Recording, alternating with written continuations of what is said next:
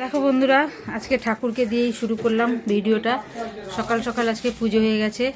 তোমাদেরকে বলেছিলাম আজকে আমার বাবার বাৎসরিক হবে, তা বাৎসরিক অনুষ্ঠান শুরু হয়ে গেছে। ওই জন্য মা যে সকালবেলা পুজো দিয়েছে, একদম সকালবেলা ঠাকুর দিয়েই শুরু করলাম পুজো। এই যে পুজো করছে মা, পুজো টুজো হয়ে গেছে। এবার ওইদিকে কাজ হচ্ছে। দেখো এই দেখো আমার সব পুচকু এসে গেছে, পুচকু সোনা। এটা আমার, হ্যাঁ গোপালকে তুলেছি, হ্যাঁ সব তুলেছি। এই তো পরে স্টিল ছবি নিচ্ছি আমি একটা, দাঁড়াও। গুরুদেবের ছবি, সন্ধ্যাবেলা নাম গান হবে, তা তখন আবার তুলবো। দেখো লোকনাথ বাবা সবাইকে সাজানো হয়েছে আজকে। লোকজন এসে গেছে, এসব কাজ হচ্ছে। এই আমার পুচকু সোনা, ওই যে দেখো, এই যে এটা আমার শ্বশুরমশাইয়ের বাৎসরিক কাজ। এই যে ঠাকুরমশাই কাজ করছে, দেখো সব সাজিয়েছে। এটা ছাড়তে ইচ্ছে করছিল না, তবু তোমাদের সাথে শেয়ার করলাম, ছাড়লাম। ছেড়ে তুলে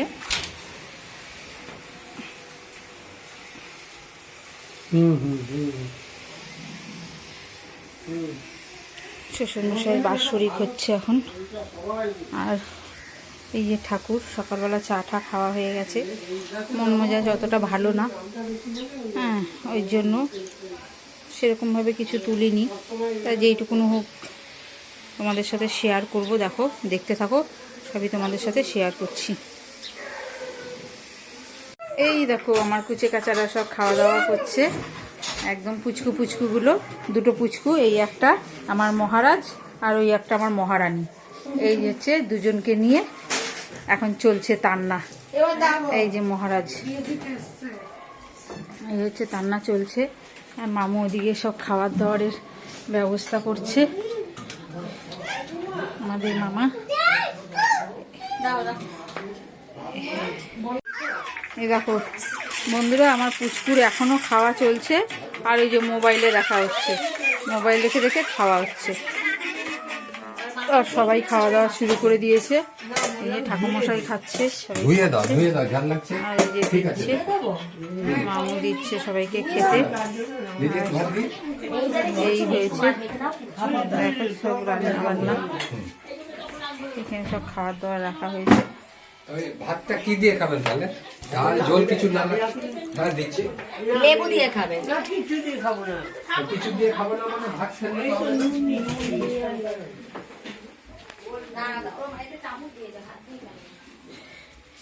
এইটা আমার ঠাকুর ঘর, সব হয়েছে, সবই শেয়ার করছি তোমাদের সাথে, দেখতে থাকো।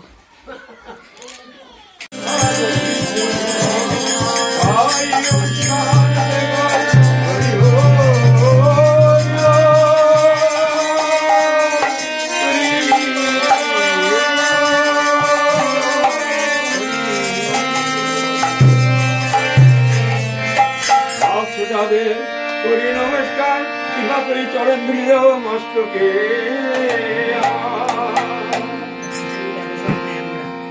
আজকে আমরা এখানে সমতে হয়েছি। তিনি যাচ্ছেন রবীন্দ্র নারায়ণ রায়, কি হয় আমার শ্বশুর মশাই। এই কথাটা তো উনি মিথ্যে বলে গেছেন। আজ রবীন্দ্রনারায়ণ রায় উনি ভেবে রেখেছেন আজকে ওনার বাৎসরিক সাংবাৎসরিক।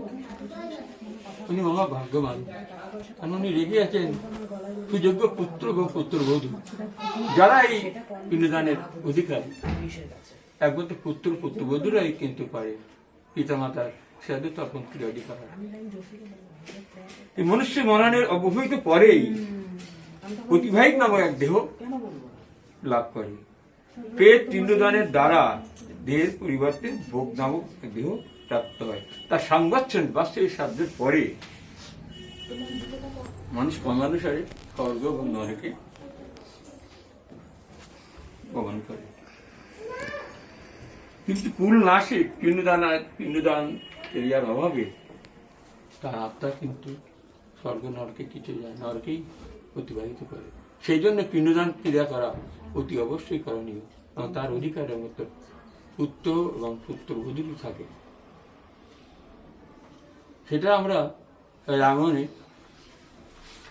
অযোধ্যাকাণ্ডে সেটা পাই। রাজা দশরথের যখন এই সংবৎসরিক সময় অবতীর্ণ হল, তখন রামচন্দ্র ও লক্ষ্মণ সীতাদেবী থাকতেন বনবাসে। তখন এরা চিন্তা করলেন, বাবার তো পিতৃ শ্রাদ্ধের সময় হয়ে গেছে, তো আমরা এখন তো বনবাসী আছি, আমরা তো অর্থহীন, সম্বলহীন, কিভাবে পিতৃ শ্রাদ্ধ করব? শুনুন, তখন চিন্তা করছেন যে কিভাবে পিতৃ শ্রাদ্ধ করবো। তখন ওরা তিনজন বসে চিন্তা করলেন, আমাদের হাতে একটা অঙ্গুরি আছে, সেই অঙ্গুরি ভঞ্জন করে আনতে পারি যদি, তাহলে করে সেই অর্থ জোগাড় হবে, তাই দিয়ে আমরা পিতার শ্রাদ্ধ করতে পারবো, বাৎসরিক শ্রাদ্ধ। তো তিনজন চিন্তা করার পরে যুক্তি নিয়ে সীতাদেবী থাকলো বাসাতে, আর রাম এবং লক্ষ্মণ দুজনে বাজারের উদ্দেশ্যে গেলেন অঙ্গুরি ভঞ্জন করার উদ্দেশ্যে। রাম সীতা রইলেন পর্বত উপরে, হেতা দশরথ রাজা হইল সংবৎসরে, কইল শ্রীরাম সীতা আর লক্ষণের কি দিয়া করিব শ্রাদ্ধ তীর্থ দেবে তরে। তখন করেন যুক্তি শ্রীরাম ও দৈত্যরী, ভাঙাইয়া ভঞ্জি আনো মানিক অঙ্গুরি। অঙ্গুরি লইয়া গেল দুই সহোদর, সীতা আরম্ভিল খেলা ফল্গু নদীর তীরে। তখন সীতা দেবী ফল্গু নদীর তীরে খেলা আরম্ভ করে। ইত্যবসরে রাজা দশরথ সীতা দেবীকে দেখা দিয়েছেন, কি বলছে দেখুন। খেলেন লইয়া বালি সীতা বহুমতে, আসিলেন দশরথ সীতার সাক্ষাতে। দশরথ কইলেন, শোনো উমা শীতে, খোদার জ্বালায় আর না পারি তিষ্ঠিতে। তুমি বধূ আমি তব শ্বশুর ঠাকুর, দিয়া বালির পিণ্ড খোদা করো দূর। বলে, আমি তো তোমার শ্বশুর, তুমি আমার বধূ মাতা, তুমি আমার বালির পিণ্ড দিয়ে আমার খোদা দূর করো। রাজাগণ সীতা দেবী কহিত স্থান, আমার নিকট তুমি রামের সমান। তার মানে কি, রাম যেমন আমার পুত্র, তুমি আমার পুত্র বধূ, দোহে নয় অন্তর। পুত্র এবং আগে যেটা বললাম, পুত্র এবং পুত্রবধূ দোহে অন্তর নয়। পিতামাতার শ্রাদ্ধ ক্রিয়া তারাই করতে পারে, পুত্র যেমন পারে পুত্রবধূ তেমনই পারে, কিন্তু বিবাহিতা কন্যা কিন্তু সেটা পারে না, এটা মনে রাখবেন।